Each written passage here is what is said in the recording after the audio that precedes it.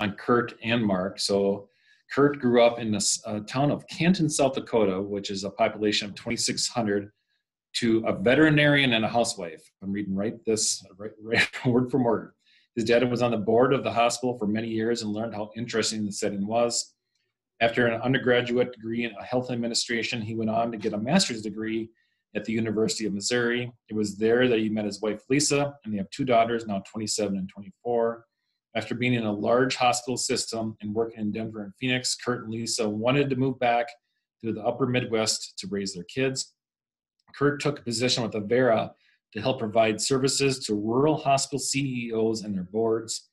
Over the past 24 years, Curt estimates he has participated in 2,300 board meetings, nearly all in small town hospitals in Minnesota, Iowa, South Dakota, and Nebraska. And he gets a great deal of satisfaction from helping rural hospitals, clinics, nursing homes, and better serve their communities. So thanks for being on here, Curt. And then Mark Vortherms is a Southwest Minnesota native, growing up on a farm just west of Fulda, with a mother that was a nurse and a father that was an electrical lineman.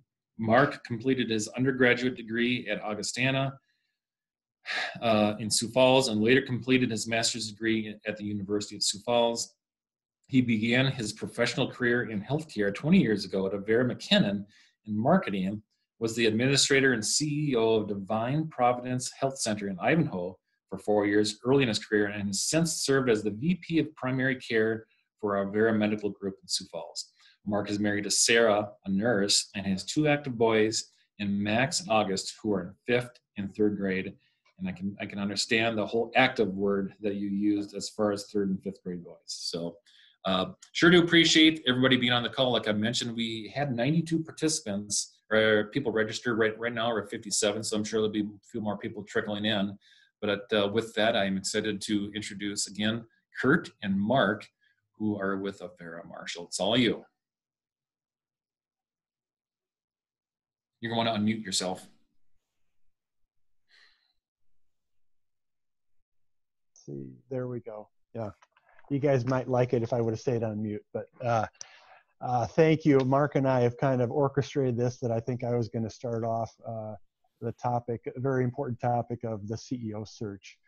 In that update, we've got some exciting news for everyone. Not an announcement, obviously, but we're still in process there, but just kind of where we're at in the steps. We had a tremendous amount of candidates applying for the position. I think that definitely shows, it's complimentary to the organization, but also to the community of Marshall, that we had so many candidates, excellent candidates for the position. So that's great. It was a national search. Whitkiefer is the search firm that we've used.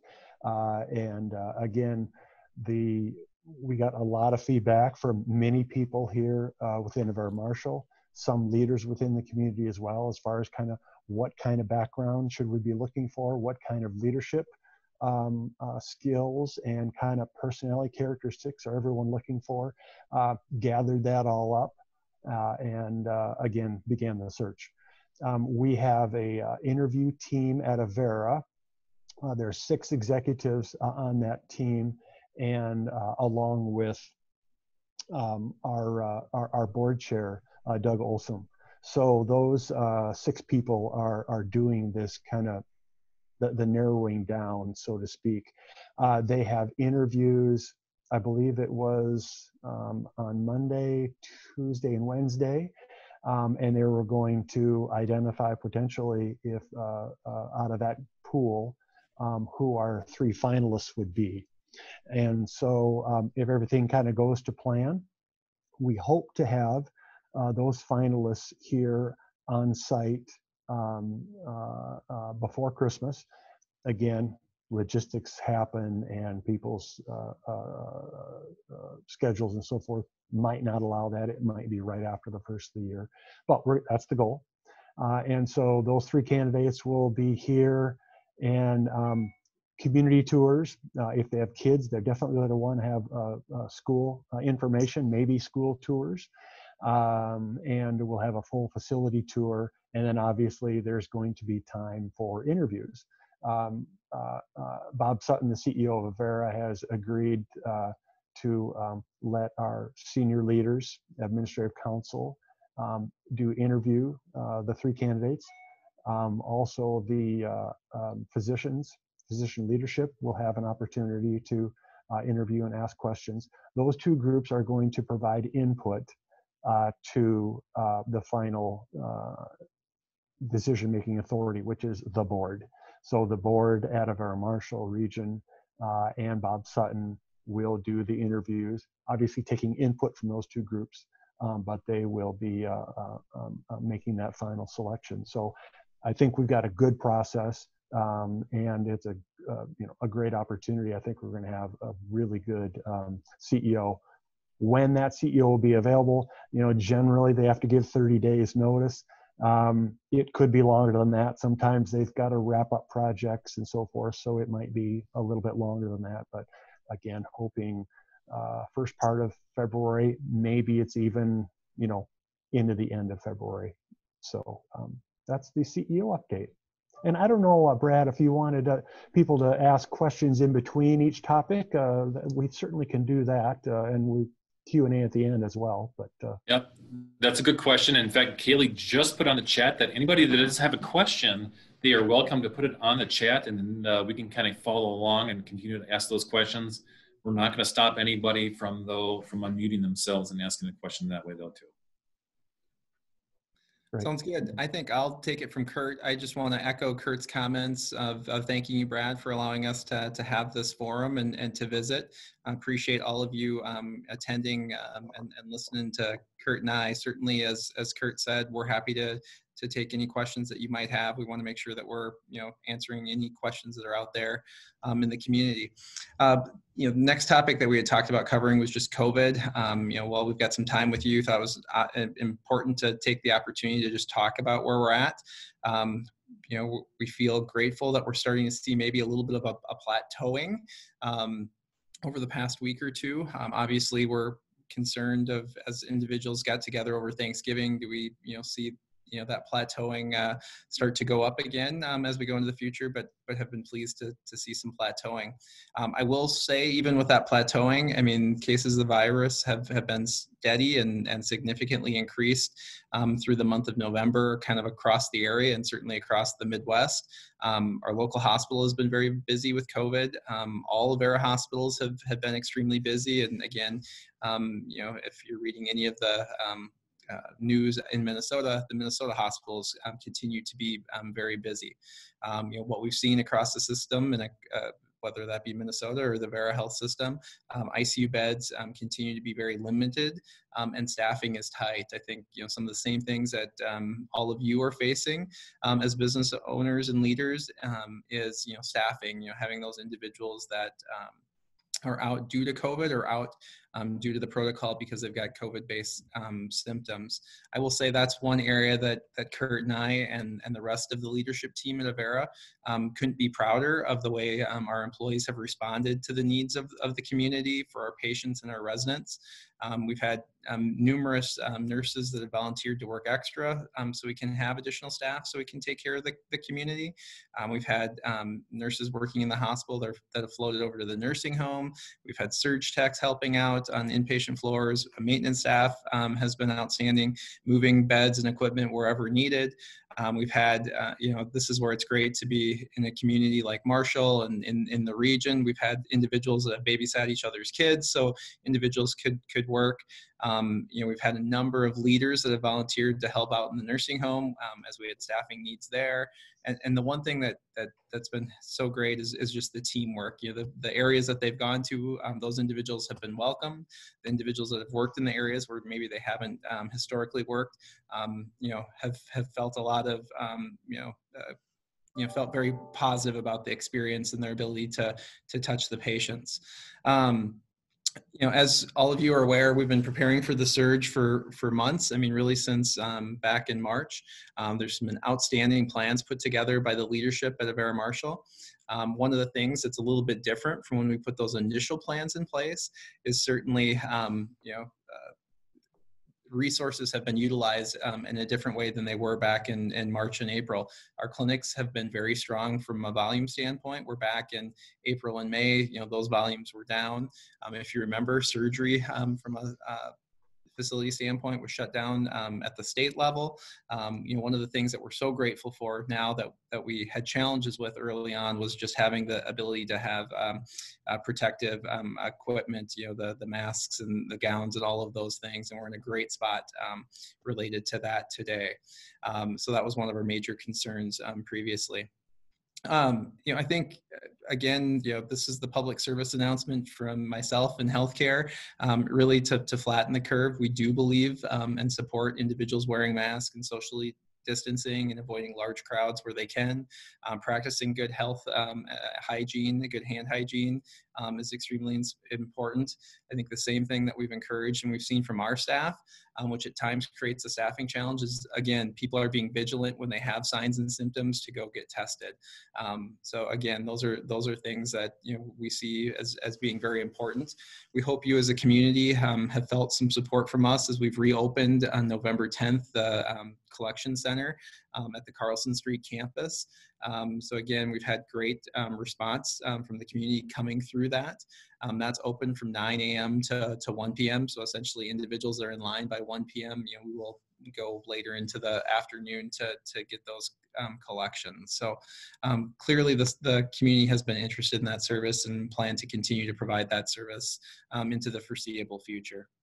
I think just, some stats on where we're at from a COVID across the Avera system right now. There's 262 inpatients that are have COVID. I think one of the things that we have seen is great coordination amongst the hospitals across across the health system. Same thing we've seen across the state. And more importantly, that what we've seen here in the Marshall region is the ability to work together with our long-term care facilities and with our hospitals such as Tyler and Granite Falls to get patients into those facilities so we can take care of patients across the continuum and not have bottlenecks or not having the ability to take that next patient. So again, outstanding teamwork throughout the area. I think with that, Curt, I'll hand it back over to you. Sounds good. Well, I wanted to mention to you as well a service to the community that want to just highlight. And this is something that it's an expensive service, but and so we're underwriting the cost of part of this anyway. But it is this Avera At Home, which is our home care agency, this transition program. And so, there are a lot of people that are at home, COVID positive with COVID symptoms. It could be an elderly person who lives alone, a pregnant woman, maybe a person with another health challenge, like it could be heart disease or something like that. COVID can really exacerbate issues and make for a very challenging time, a couple weeks for these people. What we have done is created this program, and it was frankly started right in April as soon as COVID hit, where we'll have a home care nurse will contact a person who enrolls in the program on a daily basis. It can be over the phone. We set it up on video. We've got the Avera Now app that is a video visit can be set up.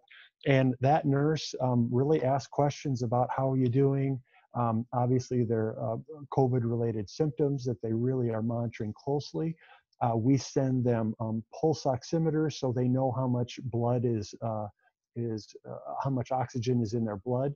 A key issue as people have respiratory problems, if they don't have enough oxygen in their blood, obviously that can lead to many difficulties for them. We provide other home medical equipment. It might be blood pressure cuffs. It might be, again, scales, those kinds of things. So we have, since April 1, we've had 2,000 patients enrolled in this program. Avera Marshall is actually the 4th highest community as far as number of patients served.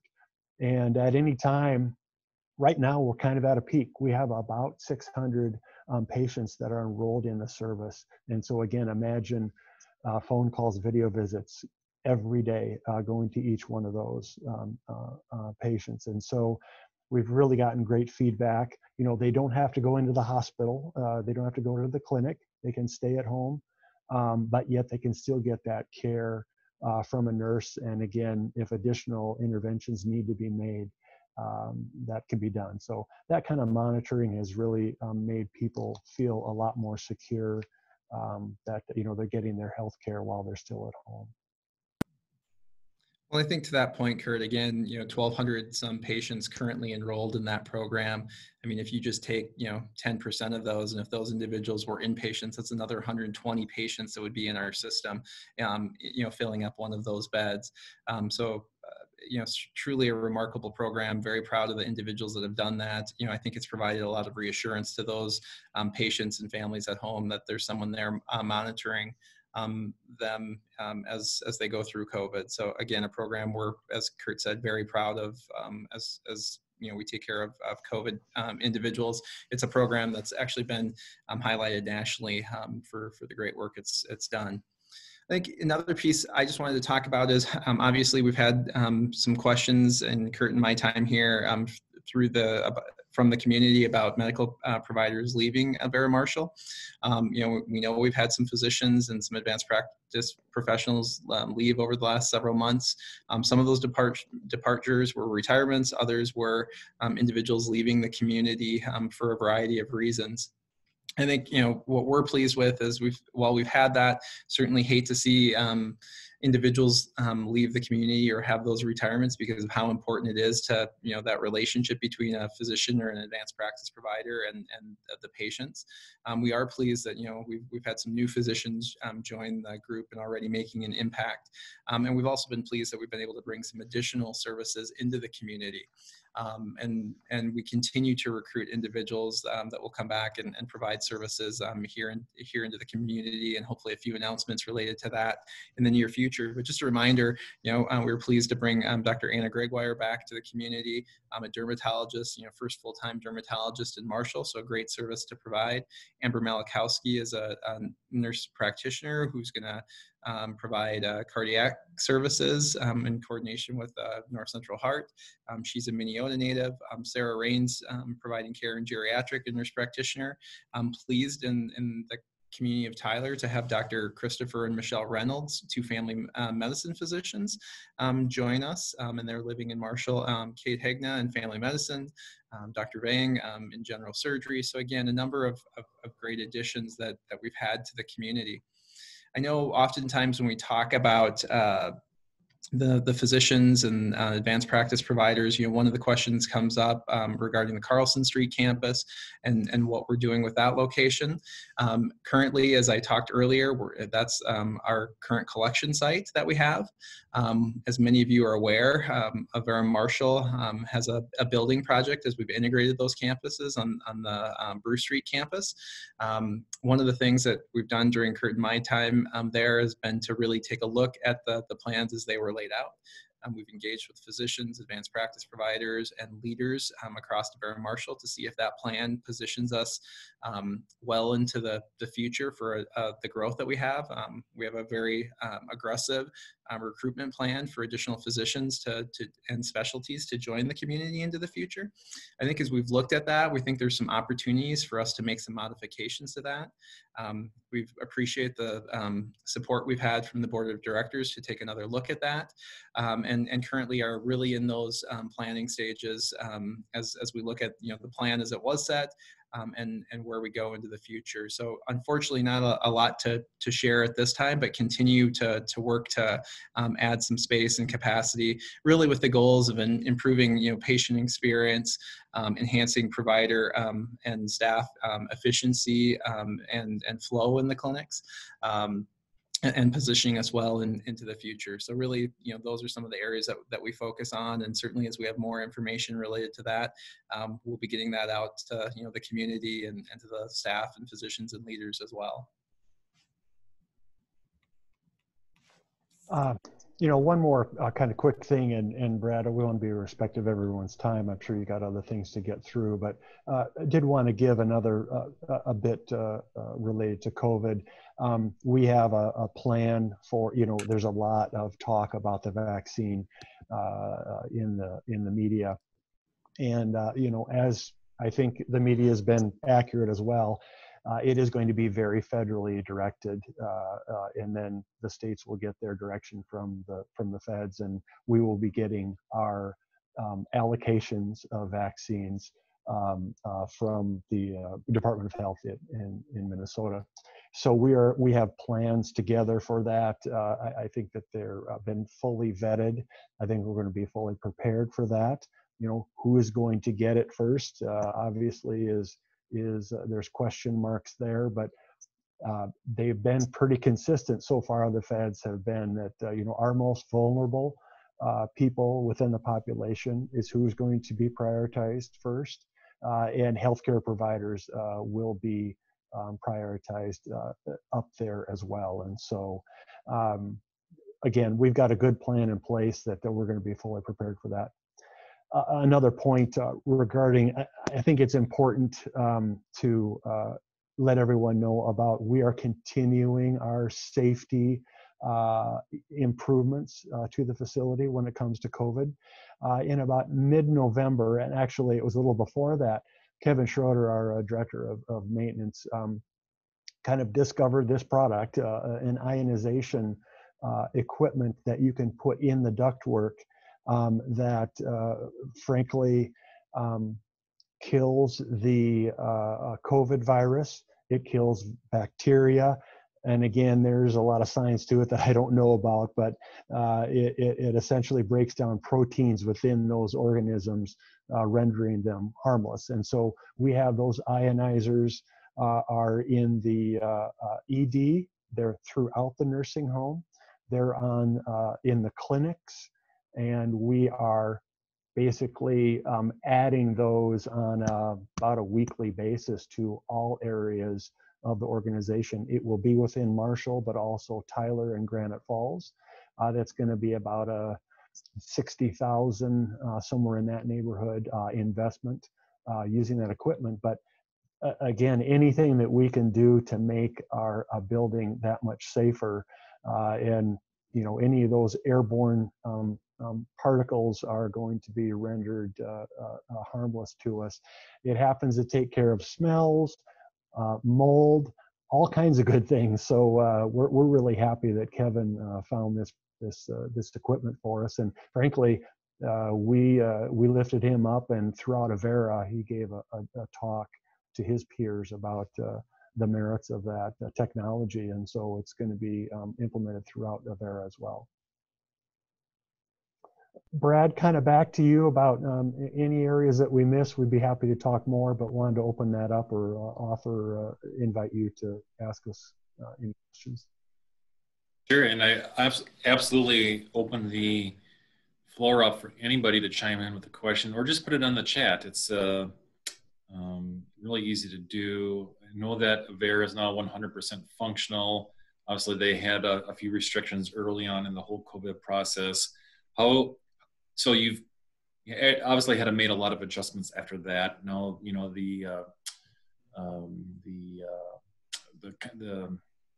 blanking on the word, the optional surgeries was something that eventually came back. I just want to kind of touch on some of that, how almost kind of you went in reverse, but then now you're able to do these extra things, and how far you had to come just to kind of get to that point. Yeah, so, I think a great point. I mean, this is something that we continue to monitor on a daily basis, is, those elective surgeries. One of the things that we continue to watch is, bed management on a daily basis, making sure that we're able to care for the community. A little bit of what I talked about before is, again, how are we getting the patient to the right level of care? So there have been times where we've worked across the system regionally, obviously probably most closely with Tyler and Granite Falls, but I've also, taken patients from the region, from Hendricks and Dawson and Madison and Olivia and, other individual places. And again, have worked with those facilities to get those patients back, have also worked with the nursing homes. But But each day we really have a decision point of whether or not we're going to do those inpatient elective surgeries based on bed capacity. It's a fine balance. We certainly want to have the staff there to support the needs of the community should someone come in through the ED or need to be transferred. At the same time, we want to be responsive to our patients who have wanted that knee surgery or the hysterectomy, especially at this time of year where individuals, health plans, they may have met their deductibles in those places. So again, not decisions that we take lightly, and we really have appreciated our patients' understandings where we've had to delay surgeries because of capacity needs. Again, as you said, Brad, the amount of work and rework that has been done over the last several months by individuals has been outstanding. And a lot of that is not because we got it wrong the first time. It's just, as all of you know, the rules change on a sometimes it feels like a hourly basis. And again, direction that we get from the Minnesota Department of Health, the CDC. And again, I think all of those individuals, I'm not throwing stones at them. They're giving us the best information that they have at the time. And again, we're able to react. I will say that's one thing that I've been very proud of, the folks in Marshall. They've been a great resource to a number of facilities throughout the region. Also having the support of Avera Health, as a larger health system, to navigate those decisions has been outstanding. One thing I would hold up is, the services that we're able to provide, the clinically sophisticated care that we're providing at Avera Marshall is truly outstanding. Some of the Regeneron and the Blamnivav antibodies that we're able to, you can tell I'm not clinical there, that we're able to provide locally has been outstanding. And again, that's through the leadership of our physicians and our leadership staff that have really made those things happen and available to the community. I think that's, we are winning this battle. It's been a long road and everyone is so fatigued and sick of it. I am too. But there is some things to think about. And I think Mark is talking about the treatment therapies that we have now, or we just didn't have before. Back in April too, we didn't know things like infection rate. We just didn't know. I mean, how quickly was this going to spread? We also didn't know, employee safety. We had employees saying, am I going to be exposing my family when I come home to this? Well, we've learned that through proper protective equipment, it's very safe. In fact, we've not been able to, within Avera, find a caregiver who wears the protective equipment to get that infection. It's happened elsewhere in the community or some other way, but when they're actually caring for the patient, when they have this equipment on, it's extremely effective. So we had a different dynamic in April that we now understand. The big thing too was just the protective equipment. We didn't have enough gloves. We didn't have enough masks. You guys all went through that. You knew that too. So we really had to dial back those services. While, as Mark's saying, we've learned from it, and we're managing through that much better. Able to keep as many services really untouched as possible.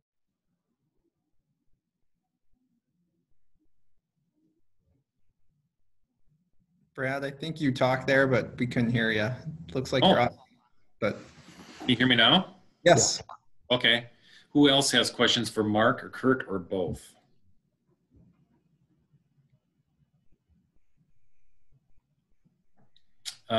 So obviously, two different kinds of governments in the state of Minnesota and South Dakota, and that's certainly no secret. Regarding has there been, and maybe because of that, maybe not because of that, has there been an overflow from patients from Sioux Falls to Marshall, vice versa? Has there been any sort of, like, if it's getting too full in Sioux Falls, is Marshall an option, or how does that all look? Marshall's definitely been an option. They've been very important for us to be able to, McKinnon has been I'll let Mark talk about McKinnon and how full and challenging it's been, but to answer your question, yes. We have sent patients that are just, they're in a heart attack or a situation like that. We sent them to Sioux Falls, but in order for us to do that, we also need to be able to take those patients back medically appropriate.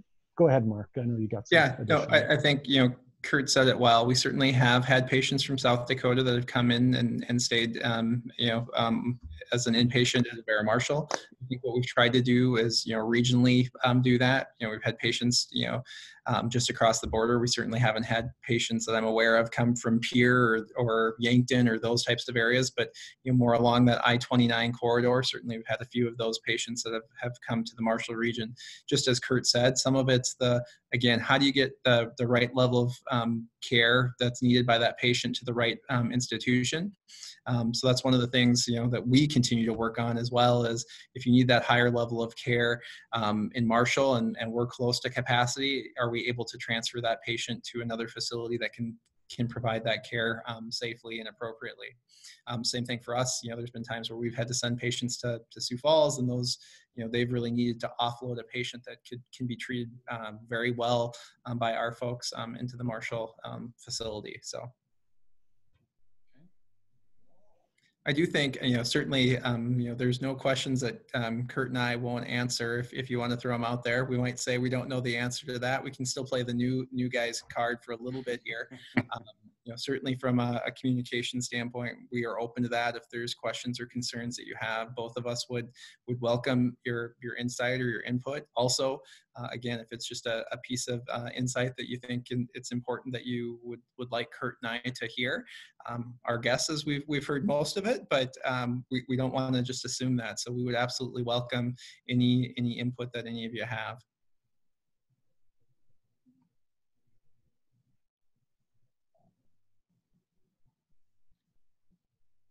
What can the business community do to rally around Avera? What can we do to help? Obviously, you're a big part of the Marshall region, even in just Southwest Minnesota. What can the business community here in Marshall area do for Avera? I think you've got a very good organization. Obviously, Sonia has really brought us up to speed with the work that the Chamber's done. It seems like a very progressive organization, very pro-business and wanting to grow the community. I mean, that's really where we're at as well. We bring physicians into the community. They kind of kick the tires. They have a lot of different options. There's a lot of different communities that are recruiting physicians, and they come to Marshall and are very impressed with the level of amenities that are here. The business, vitality is definitely here in the community. So I think keep up the good work from that, and we want to do our part too. We want to grow those businesses, as Mark's saying. We are becoming much more of a regional referral center. We want to do nothing but grow that. And so it is this, partnership that we have that I think the better we are, the better we serve the community, the better the business community is, the more we can attract, pretty scarce resources when it comes to physicians and even, an ultrasound technologist or, a cancer certified nurse, something like that. So it definitely helps us. Yeah, I think Curt said it well. I think, our hope is all boats rise together as we continue to grow as a regional facility.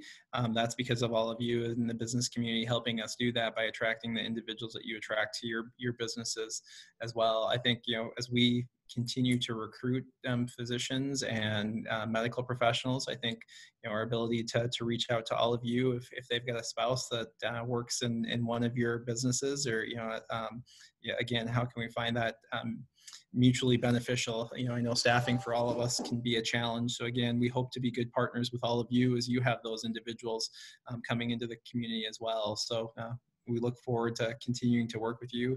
As Curt talked earlier, the next CEO will be very community focused. I think Curt and I we'll be honest, we probably haven't been as community focused as we'd like, but some of that's just due to time. We've been very internal, Avera Marshall and Avera Granite Falls and Tyler focused. So certainly don't see Curt and my role changing, the expectations of the CEO that comes in. They definitely need to be a huge part of the chamber and the community.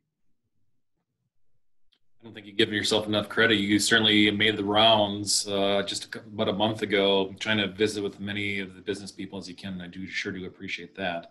But I also know how busy you have been. Anybody else have any questions for our guests here today? Don't be shy. All right, so I just had a question come through. How do you plan to fix the employment culture at Avera Marshall?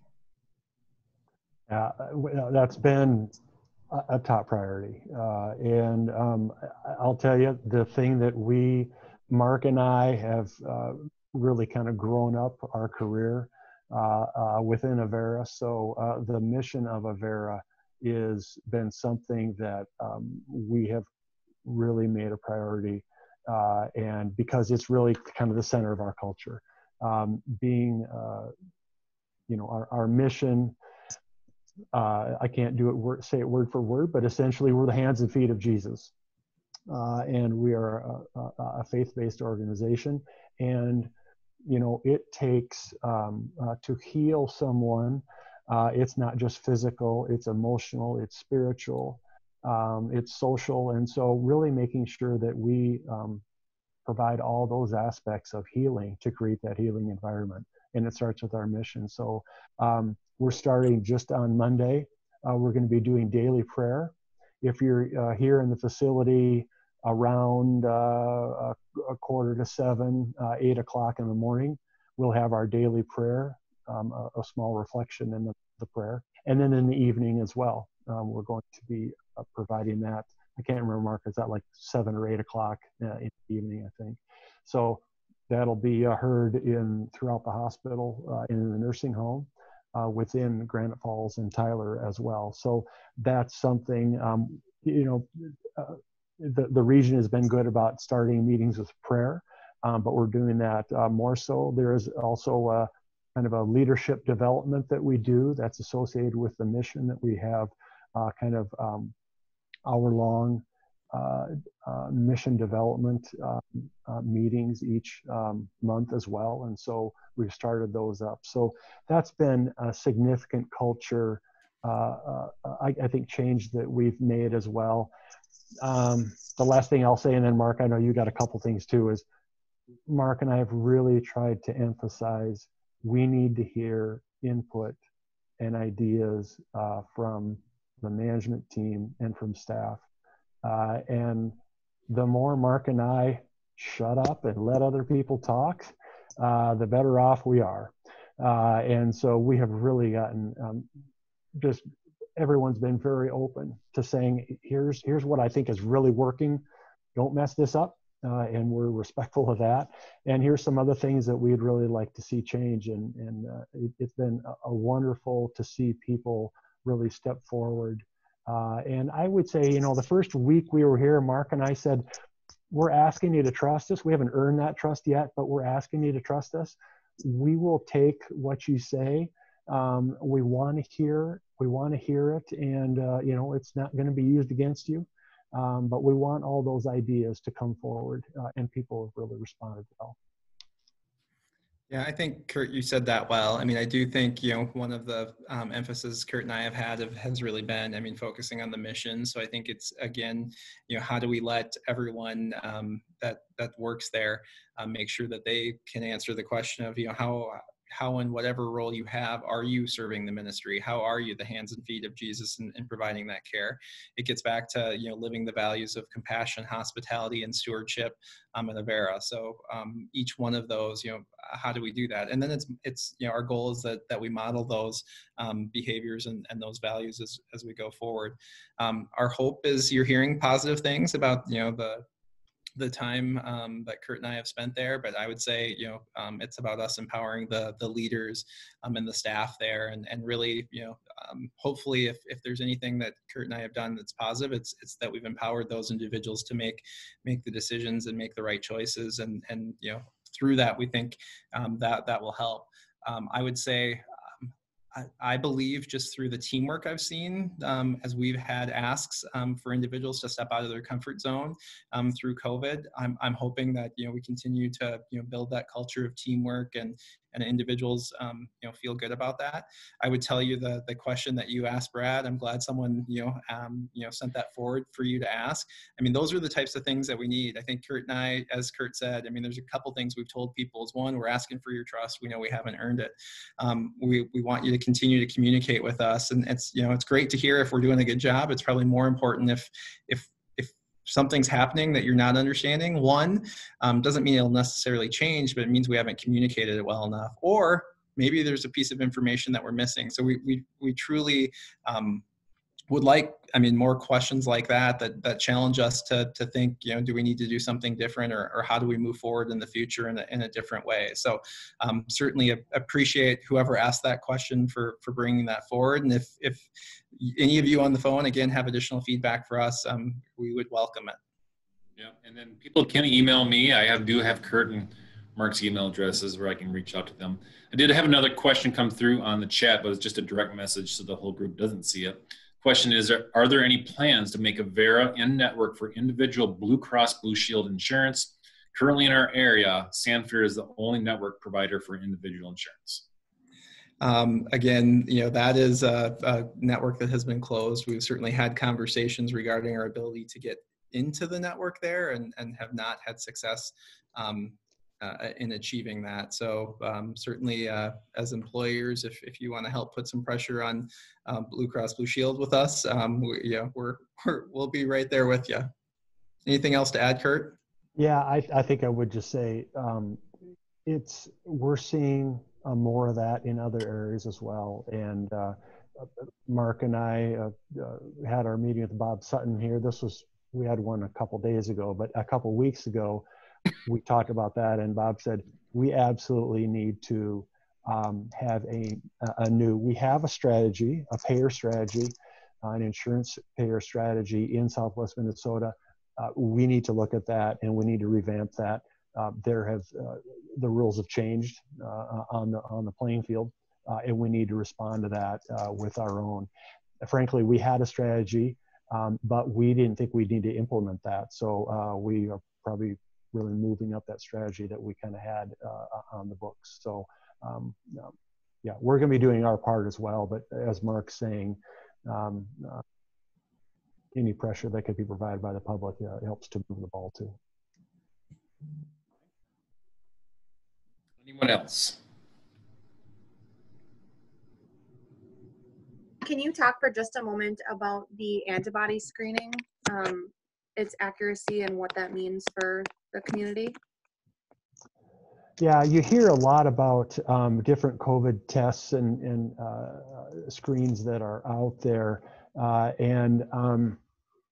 Frankly, Avera has been very particular. We have a group of physicians. I mean, I'm on that committee, but I just listen to them talk because they're like super smart, and they're so scientifically focused at what is essentially what are the false positives and false negatives of some of these tests. There are some of them out there that might be really inexpensive or might be really widely available that are just not very reliable. The worst thing you can do is probably say, oh, you don't have COVID, but actually the test says you don't have COVID, but you actually do. And the second worst is, oh, you do have it and you actually don't. So we have been fully vetting those different COVID tests. And frankly, the ones that are the most reliable are a little bit harder to get because other healthcare providers recognize that that's the kind of test we want.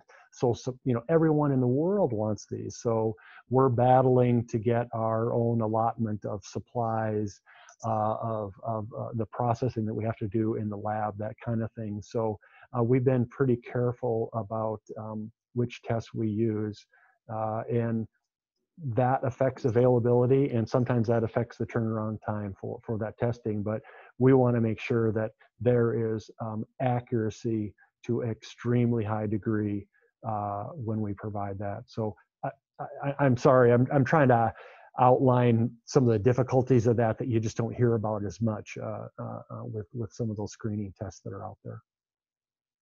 Yeah, and Curt, you kind of, I think, I believe the question was on the antibody test. So that's, really the test to see if you've had COVID previously. You know, that's not a diagnostic test. As Curt was saying, our lab service line, so across Avera, has really validated all the tests that we use. And I tried to look quick here. I don't know the stats on that. So if you'd like to know a little bit more about the antibody test, if you want to just either send myself or Curt an email, or if Brad can get that to us, we can certainly get you the exact answer on that. As Curt was saying on the testing for individuals for COVID, certainly our lab service line has vetted that, trying to make sure that we've got the best tests that give the most accurate response. I know there's some quick tests out there that are offered by other organizations throughout kind of the countryside here, and some of those have a much, are very good, and others have less accuracy. And as Curt was saying, one of the challenges, I'm going to kind of delve where he went, just on overall testing for COVID, is allocation across the country for some of those highly specific tests that we feel are the best ones to use. We really receive allocations, each week, each month, based on the number of tests we use and the availability of those tests. And sometimes that, impacts the turnaround time that we have, because a number of those tests we run in-house at Avera Marshall. A number of those tests get sent on to Sioux Falls, and then when all of our allocation is exhausted in those areas, we work with some other regional labs. So again, that's where some of the timing of those tests may take a little bit longer, where Curt got the test and he got his results back in 18 hours, and I took the test and I got it back 3 or 4 days later. Due to all of those things. So sorry we didn't give you a very good answer on that question.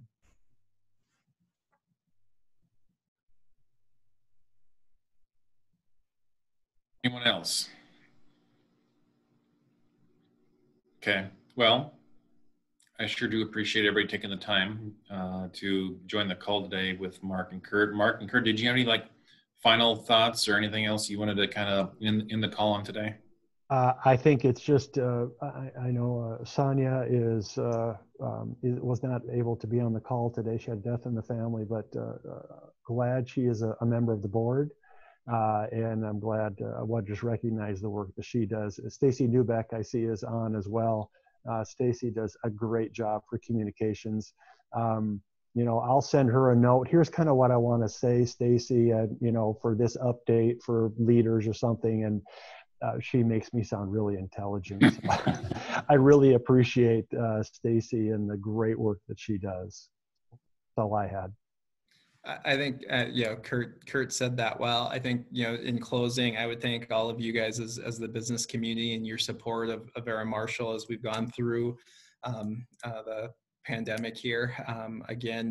Understand how this has impacted so many of you, and some of the things that we've asked, with the masking and some of that as well has created challenges for all of you. So we do appreciate, your support from that standpoint. I think the thing that I would probably reiterate that I said before is I'm truly impressed by the clinically sophisticated care that our staff and providers provide each day at Avera Marshall.